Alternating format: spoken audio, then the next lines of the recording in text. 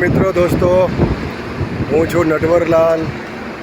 હાલ છું કંડલા પોર્ટ ઉપર. બહુ મુશ્કેલથી પરમિશન મળી છે અંદર આવવાની. ખૂબ જ મજાની જગ્યા છે. મુશ્કેલ લોકોને એન્ટ્રી મળતી હોય છે. મને પણ આજે લાભો મળ્યો છે અહીંયા જોવાનો. અને કંડલા એક માલવાહક જહાજ છે, એની